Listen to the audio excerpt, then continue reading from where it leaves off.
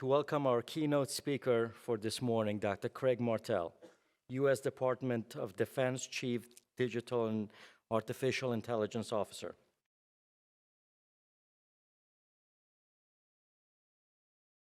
Hi, everybody. My name is Craig Martell. I'll catch you up a little bit on what didn't get said. I'm the Chief Digital and AI Officer for the Department of Defense, which means it's our job to strategize about data analytics and AI and scaling data analytics and AI across the whole department, which you can imagine is a challenge. There's a couple of things I want to talk about. One is the way we approach this task of scaling data analytics and AI across something as large as the Department of Defense. The short answer is we don't think a lot about AI, and we think a lot about data. Unbelievable amount about data. And then behind data, we think a lot about talent management. Because to get to AI, you need high-quality data. And if you don't have high-quality data, you're fooling yourself. It just makes no sense whatsoever. To get to AI, you need really good metrics. How do you measure success? You know, I think one of the fundamental flaws that I see is that people want AI to come in and be this magical pixie dust that you sprinkle on some problem, and suddenly it solves that problem. But none of that's true, right? AI. Actually, let's level set. I'm gonna have. To answer everybody's question, I had a small motorcycle mishap. That's why the thing on my foot. What's AI? Let's be a little slightly interactive here. We're going to spend some time talking about AI. And here's the thing. Here's the bomb I'm going to drop. 70% of conversations about AI today are all hype. 70%, maybe 80%. Our job is to find the 20 or 30% that's not. I want to talk about how we do that. What's AI?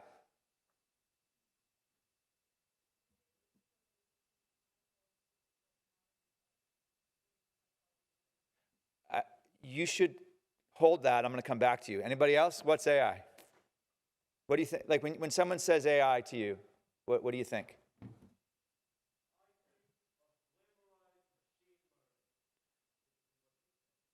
Hey, you guys are too smart. Anybody else?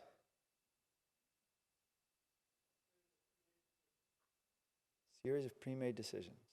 That one's interesting. Sir? Should have started with you.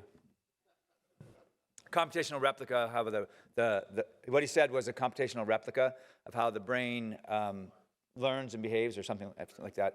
Over here? The art of prescriptive analysis. Well, that's fascinating. What is AI? AI, I'll tell you the answer. A couple of folks got really close to it. AI is statistics at scale. That's it. It's statistics at scale. We count the past, and we use it to predict the future. Now, that's true about really old AI. That's true about, well, there's some really old AI that's not statistics at scale, but it didn't work. The only AI that's worked is statistics at scale. And so there's some really old stuff that was like rule-based prescriptive analysis, but that just simply never worked. You could never figure out. One example of the older type of AI that didn't work was expert systems. And so you would go and you would ask a doctor, for example, well, here a patient comes in with the following symptoms. What do you do? What do you do? What do you think? What do you think? What do you think? And then eventually the doctor would go, I don't know, my gut just tells me the answer, right? So when we tried to do expert systems, which was really try to mimic the way human beings thought about a problem, we failed miserably. And why did we fail miserably? Well, we failed miserably because introspection stinks at telling us what we're doing.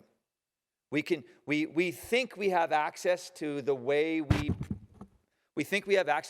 process problems, but we don't. I mean, consciousness doesn't tell us why we make the decisions we make. Consciousness tells us a story, but often the way we make decisions is through feelings or through our guts. That doesn't mean those aren't rational. It just means consciousness doesn't have access to why we feel that way, right? If you think about someone hitting a professional baseball pitch, they're not really keeping their eye on the ball. You can't keep your eye on the ball. It's way too fast. They're using all kinds of other cues that they're not aware of, like the pitcher's stance, where the pitcher's hand was, all kinds of other things to try to get, and to be great at that, you don't have to be 33%, you don't have to be 33% good. All right, so AI is statistics at scale. Remember, we count the past to predict the future. So what does that mean about the future in order for AI to be successful? I know, I'm in professor mode, sorry. It's a university, it happens to me.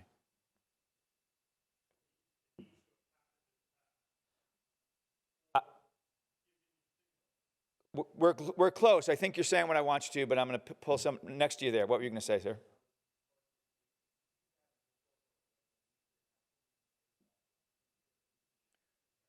So I'll pull those threads. Anybody else? What has to be true about the future in order for counting the past to be effective?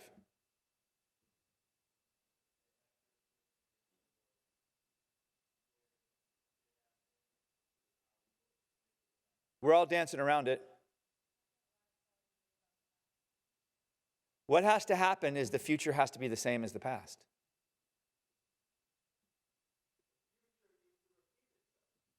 I just said that. So, in order for gathering data about the past to be useful in predicting the future has to be sufficiently similar to the past. Okay? So that means we can only apply this statistics at scale, and I'm going to use a statistically technical term. We can only use this statistics at scale in stationary environments, environments where the distribution is stationary. What does that mean? That means the world doesn't change too much. Okay, let me ask a question about warfare. To what degree does the world change during warfare? Drastically. So is it the case that if let's think about self-driving cars. If we build a model of self-driving cars in the United States, and we'll just do adaptive cruise and stopping at red lights and detecting speed limit signs. Okay, most cars are pretty good at those. Stopping at the red lights, no, but they're pretty good at staying in speed and detecting speed limit signs at this point. Okay, so let's say we train that in the United States, and then we go to Canada. Was the data trained in the U.S. sufficiently similar than it is in Canada? Well, probably. We have some small changes. We're still driving on the same side of the road. Right? We have some small changes like speed limit signs now are no longer in miles per hour, but are in kilometers per hour, so we should make an adjustment for that. And the speed limit signs look a little different. We then go to England. Okay, we probably need to really retrain because we're now driving on the other side of the road. And so left and right have to be inverted. And if we go to continental Europe, we're driving on the left side, we're driving on the, is it left? Yeah, we're on the right, we're driving on the right side of the road again, sorry.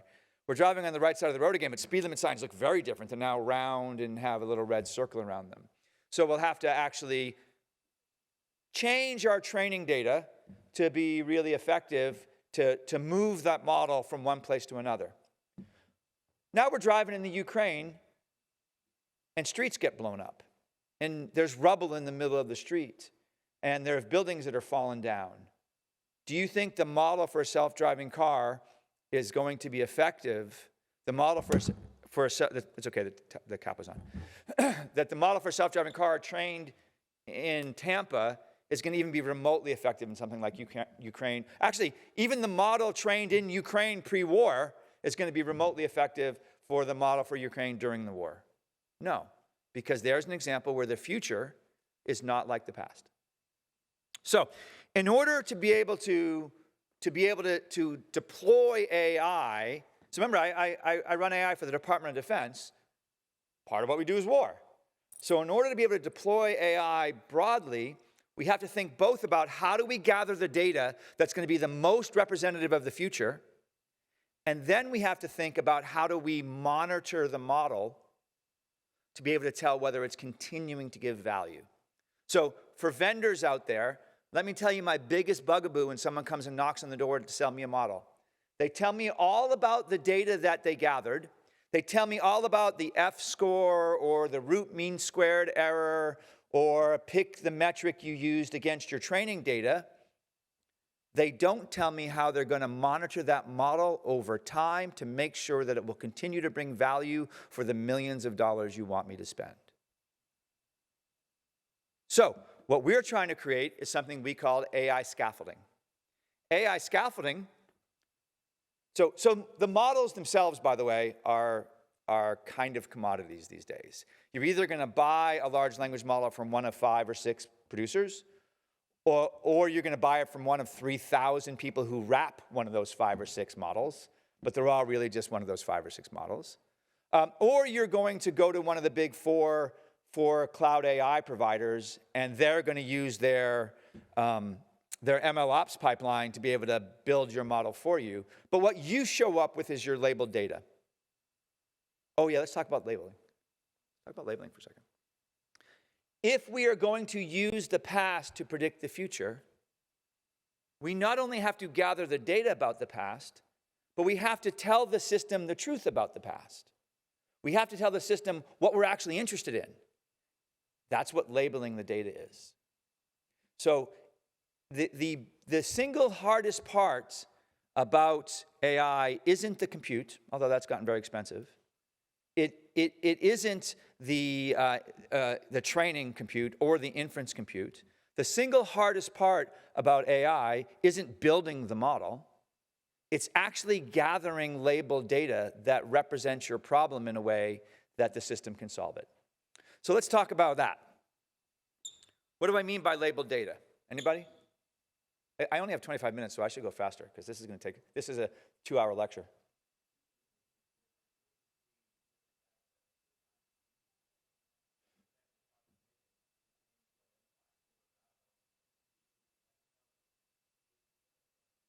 That's right. So let's use a more generic and less specific example. One part of AI is classification. How do you determine one class of things from another class of things? So you might, in a battle zone, want to pick out the difference between a truck and a school bus. Translate that to any appropriate battle scenario you want to. You want to be able to tell a truck from a school bus. So you tell the system, this is a truck, this is a truck, this is a truck, this is a truck, this is a school bus, this is a school bus, this is a school bus, this is a school bus. And you do that thousands or millions of times. Okay? And then when the system makes a prediction, human beings, get this part, human beings with a very low cognitive load, can say, oh, the system got it wrong. It called it a school bus, but it's really a truck. Okay. So labeling data is extremely important, and being able to have human feedback into the system is extremely important.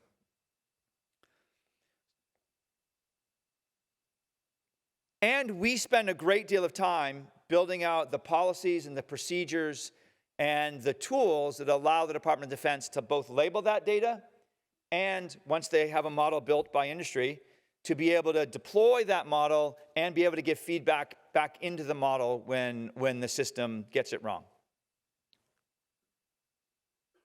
But we've had this really weird switch to something called large language models. So one type of AI is classification.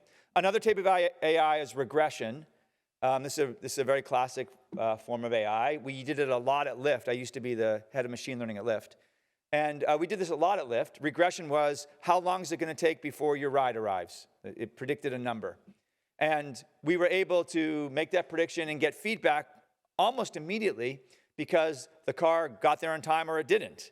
And when it didn't get there in time, we knew its error. We knew it got there early or it never got there early. We knew how late it was when it got there, right? So we were able to do really well at having feedback into the system for classification. Feedback into the system for classification is the user helps determine whether it got it right or wrong. Feedback back into the system for regression is we can just measure how long things actually took. We predicted that it would take so long, but it actually took longer, so we feed that back into the system. But we've made this switch over the last year to something called large language models. This really depresses me, because large language models come along and the hype makes them seem like either a panacea, these things are going to solve everything. Because we trained them on all of human knowledge, all of the web, they have suddenly magically, some spark of the divine has entered them, and now they have reasoning power. And look, I'm not being hyperbolic. Pick any early Microsoft or Google advertisement, and it basically says that. These things can reason. They can think for you. They can solve your problems. You can give them a really complex answer, and it will give you a plan. This is human-level cognition that these systems were purported to be able to do. Or they're either seen as this panacea, or they're seen as a Pandora's box, which is if we have it, we win. That's the panacea. If they have it, we lose. This is just not true. This is not true in a number of ways. First of all, how many people think large language models are effective at something? Great. Can you guys tell me the kinds of things you think they're effective for? Not will be effective for. Don't care. Not I hope will be effective for. Don't care. Or they are promised to be effective for. Don't care. What things are you using today for which they are effective? Measurably, I'm going to add one more thing. Sorry. Measurably effective. So then tell me their effectiveness, and then tell me how you measured that. Remember, I told you how we measure. We can tell whether or not classification gets it wrong. Humans with a very low cognitive load can give feedback in the system, say it got it wrong.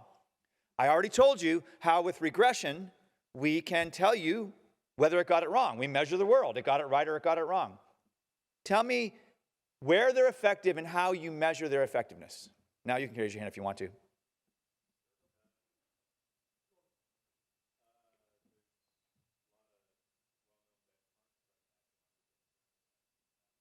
Those well-known benchmarks are against pre-populated texts, and they're very good at being able to respond to those pre-populated texts. I want to know where it's useful in deployment.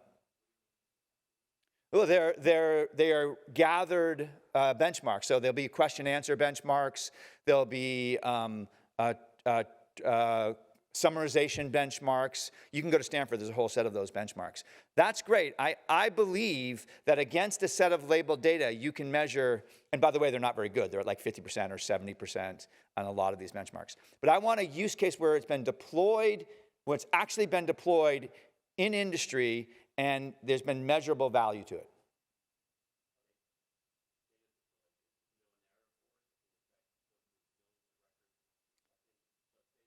How do you measure its success?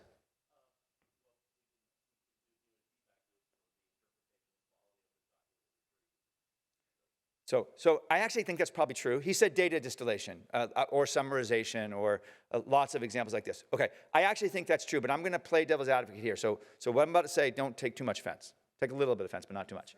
Okay. How do you know that it's actually summarizing all of the documents and isn't missing some? And how do you know some of that summarization isn't hallucinated?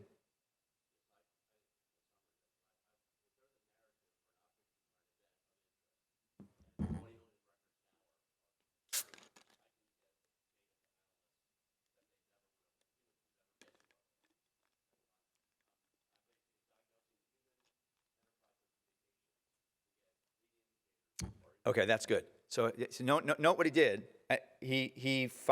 I tried to make it seem sloppy, and he said, nope, it's more precise than that. I like that. What's your name? Todd? Todd made it much more precise than that. I like that. What he said was, correct me if I'm wrong, is that this is distillation, not summarization. I can go find some information that a human analyst wouldn't have seen, and I can measure that because the human analyst hadn't seen it, and they now have seen it, and then we can validate through RAG or through some other thing about whether or not that's true, but that those pieces are true. Great, I agree with that. But your measure, just to be clear, and I think this is part of the 20 or 30%, your measure is, the measure lowers the bar pretty strongly, because it doesn't say it gave me everything it told me is true, because it may still hallucinate. And it doesn't say that I got all of the facts, right? And that's okay. You're saying you're not arguing for that. You're saying I got some facts that I wouldn't have gotten otherwise.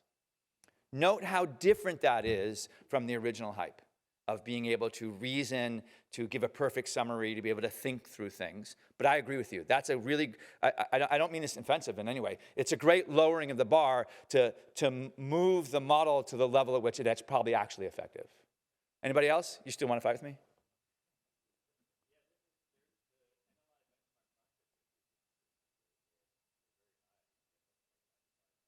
Not all of them. Go to the Stanford benchmarks. Some of them,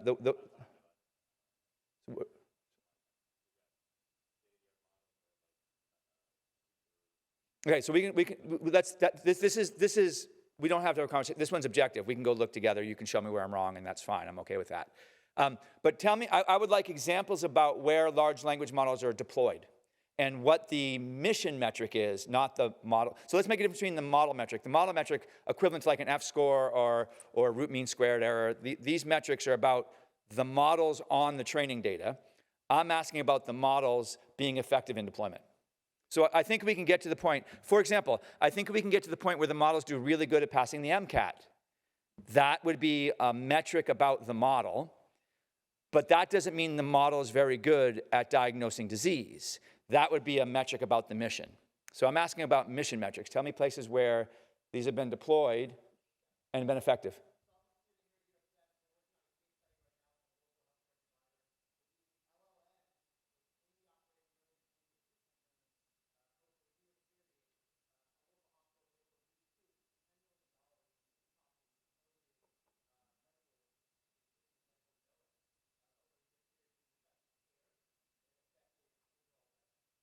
I think that's great. That's a great metric because you picked, they weren't model metrics. You didn't actually care so much about the specifics of the large language model. You said, if I take this as a function, and I take this function and I embed it in something else, then what are the business metrics I care about, and does it actually have a positive impact on those business metrics? I think that's great.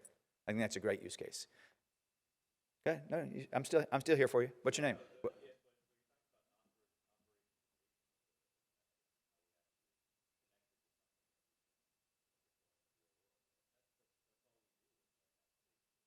So I'm just asking about them.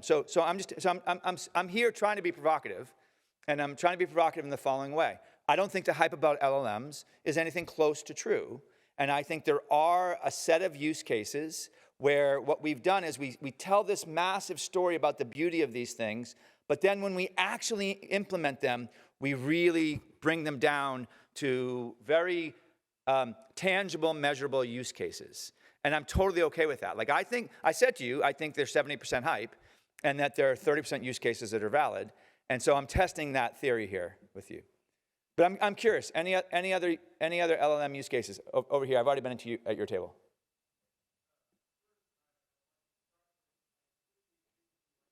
Then you can just stop right there.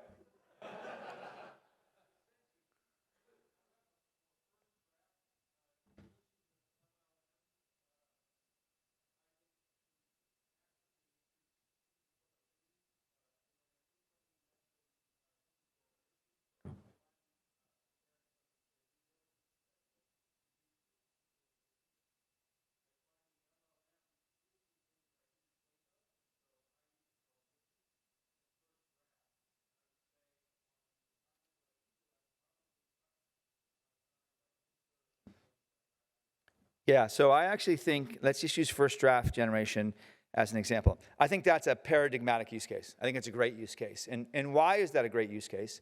That's a great use case because you serve as an external validation check on that output, right?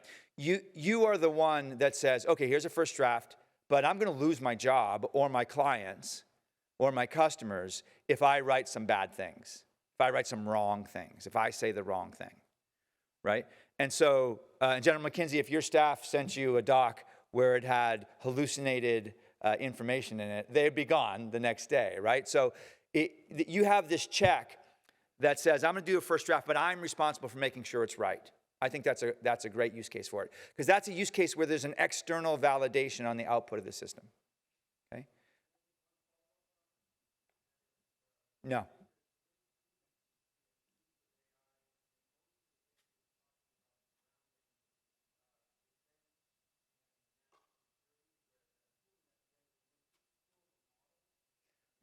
I think that's I did not plant him, but if I had, I would then say, that's a really great point. Let me talk about that. I really didn't plant him. Look, this is really where I want to get to. In national security, so where do I believe these things are useful? I believe these things are useful when there are external validations, when there's infrastructure or human infrastructure that gives an external validation on the output. Code generation, I'm pretty bullish there. Why? Well, the thing has to compile. If it doesn't compile, you already know it's broken. Now, it's an open question whether debugging is greater from a large language model written code versus human written code. Open question. Love to find out. I'm a scientist. I'm empirical. Don't know the answer. Think that's a great question. First draft generation, you are the external validation, right? Your case where you could actually have links back to documents to check whether they're factual, it makes it easy for you to validate that it is a fact. But you're not validating that you got all of the facts. That one's not doable, right? That one's not doable because you have 10,000 documents, and to validate you got all the facts, you have to read all 10,000, which you basically already told me you don't want to. So there's an external validation check and a risk that you accepted. You accepted the external validation check is I can go look at the doc to see if the facts are correct, because I know enough about it to know that would be a correct piece of information. And I'm taking the risk that I don't have them all. Why? Because humans already don't have them all, and at least I'm getting, particularly in an analyst situation, I'm getting more than I had before. Okay, great. That's an external validation. I'm really bullish in situations where there are external validations. Art creation, great. I like it or I don't like it, no problem. The cat has four feet or has 3. That's what George Washington did look like or didn't look like. There are external, easily verifiable, low cognitive load external validations. Let me tell you where I'm concerned from a national security perspective. The goal I often hear from a national security perspective, and I'll kick you out of my office if you come in and tell me this, is we are going to ingest all of your documents and we're going to summarize everything for you. Or we're going to ingest, that's where I was going to use you as my straight man for that one. Or we're going to ingest all of your documents and we're going to give you courses of actions that you should just follow. Or we're going to ingest all of your documents, or we're going to listen to all of your meetings and summarize them for you. Why do I find these problematic? Or we're going to give you a system that a non-expert can ask questions of. That's what we all want. Like the holy grail is a system. So think about a new surgeon coming to a UCF hospital, and there's a robotic surgery tool, and that new surgeon had never used that tool before. And so that surgeon asks questions of a large language model, and the large language model gives it answers. Is that an acceptable use case? You can actually think of plenty of military ones like that as well. Is that an acceptable use case? Would you use a large language model to tell the surgeon how to use a robot? I have a question about what I should do next. Now that I'm inside this person, I see these things, what should I do next? Yes or no? Why not? Because it could be wrong. And not only could it be wrong, it's extremely hard for the human to validate it. In every other use case in AI that's been super effective, like selling shirts on Amazon, like predicting documents from Google, they don't have to be 100% correct. They don't even have to be 80% correct. They could be 75% correct, and each of those companies makes billions upon billions of dollars. Why? Because you are the external validation. You buy the shirt or you don't. I don't like that shirt. Not buying it. Doesn't go with my pants. Or, not the document I want. I will search again using different keywords. It doesn't have to be perfect. Or the ad, only 70% of the ads that Google shows are relevant to me. Great. That's enough for them to make billions of dollars. They don't need 100% of the ads, right? So most AI has two properties. One, it doesn't have to be 100% correct in order to be effective. And two, when it's not correct, the cognitive load to understand that is minimal. In the school bus versus truck example, the cognitive load is minimal. The cat versus dog. Every human being on the planet, the vast majority of human beings on the planet can go, oh, that's not a cat. Oh, that's not a dog. That is a dog. That is a cat. Ooh, that one I'm not sure of. That's very rare. The cognitive load is minimal. The cognitive load to not buy the shirt. Nothing happens if you don't buy the shirt. Nothing happens if you don't click on the ad, if you don't like the documents. But if we use these things when a non-expert is asking an expert question, how can that non-expert tell that the system is wrong? This is my fear. Now, I'm very happy. A year ago, you all would have told me magical stories about what LLMs can do. And now I've seen LLMs recede into use cases that I actually believe are measurable and probably really effective. I'm very happy about that. But a year ago, you would have told me these things can do magic. They're going to reason that we can, when we're doing wargaming, we can just send all of our documents to it, and it'll plan the whole war game for us. It'll even think through solutions for us. So my fundamental concern with large language models is it's a one-size-fits-all problem. And AI is not a one-size set of problems. You have to look at it use case. So you can have the best data in the world, or you can have the most data in the world, or you could have the cleanest data in the world, but it applies to one use case or it doesn't apply to another use case. So sometimes large language models are a great answer. Other times large language models are a terrible answer. So my challenge to the community, and I'm starting to see a small shift, but my challenge to the industrial community from a Department of Defense perspective is, don't come to us telling me about your technology. I don't care. Don't come to us saying, we now have AI. I've been doing AI for 30 years. I don't care. Don't come to us and tell us, well, we're now going to use a large language model to do something. My whole team now will echo what I say and start to laugh. Come to us and say, I have measurably solved a problem. I have a use case that I believe is good for you to solve. Here are my evaluation criteria for that use case, and here's how I measured it, and here's how I want to measure it in your environment. AI is statistics at scale. You gather data from the past, you predict the future. Am I way over time? Sorry, guys. Nobody told me. You're supposed to tell me.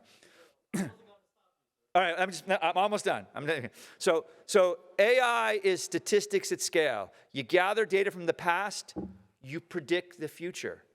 Predicting the future is an empirical thing that must be measurable. It must be a particular future about a particular use case where we can get clarity about what we want. Do not come to us and say, because I have AI, I've solved the problem. Because I have LLMs, I solved the problem. I really need measurability for a use case. Hopefully that was useful. Thank you, team.